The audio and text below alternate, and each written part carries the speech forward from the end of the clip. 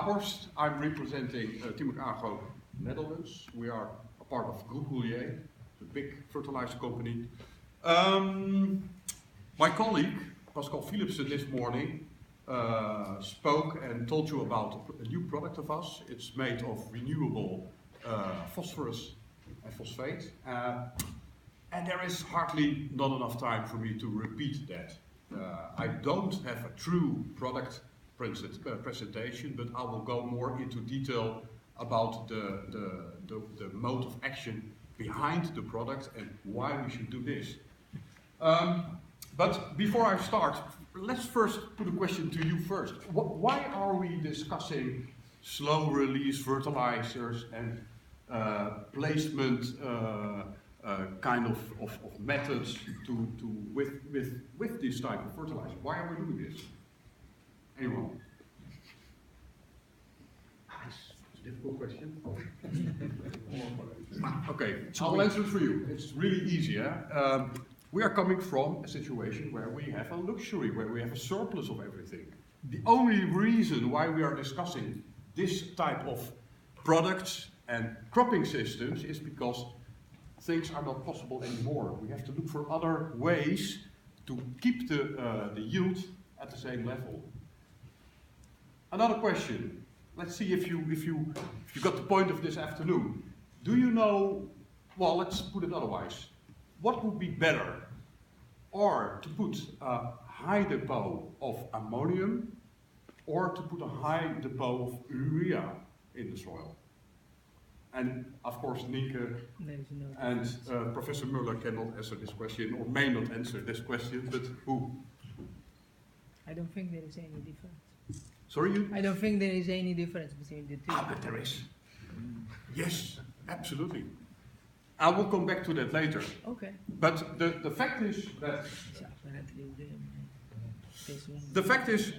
that if you put urea in the soil, it doesn't really attract roots, it does not really modify root architecture, and that's really an important point. If you do the same with ammonia, you will get a completely other root system, and Dr. Muller presented that, and also Nienke already gave information on that aspect. Let's see about an uptake, and it's very shortly, it's just to go to phosphorus fertilization. First of all, 50% of all the end uptake is done before flowering. This also means that 50% is also taken up after flowering. The first uptake is to store nitrogen in the maize plant and to reallocate, to remobilize the nitrogen to the grain. The rest of the nitrogen, which is taken up after fluorescence, after pollination, is for keeping the plant stay green, keeping the photosynthesis on a certain level. Products like Osmocote and like Emax and all that kind of products are really good for that, especially for the late distribution of the nitrogen.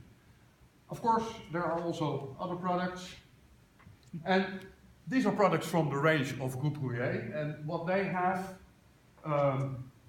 as added value is not only in a capsuled urea, but also ammonium, which will support the plant in the development stages before the pollination.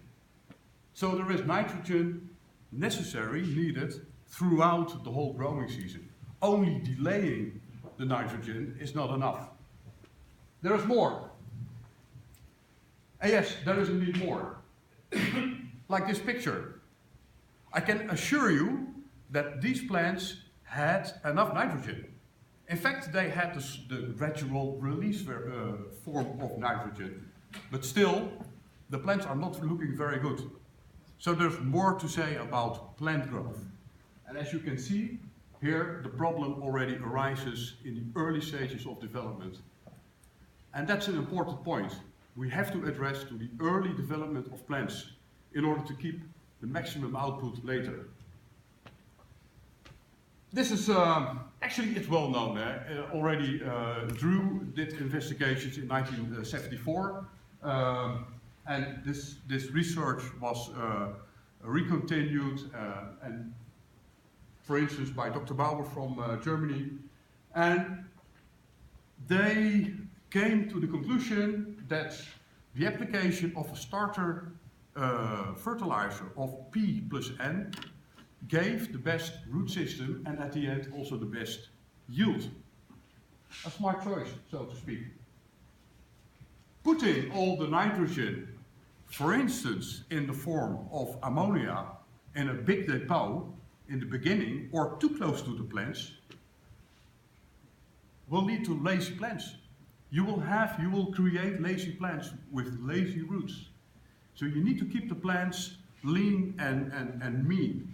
The plants need to be, so to speak, well, not to starve, but you have to develop the root system first and make sure that the nitrogen is available in the later stage.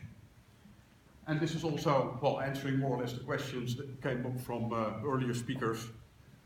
It's important. So, a starter application is important, and yes, when the phosphorus fertilization in the Netherlands was prohibited, we introduced a product, a microgranulator, that would be planted together with the seeds.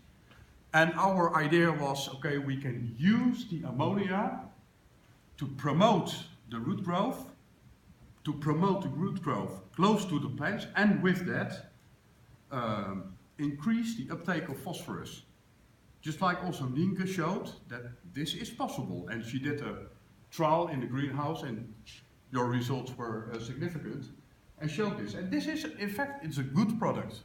There's nothing wrong with this product. But the story changes when the situation is cold or when the situation is low P. And there's a whole list of aspects and things that should be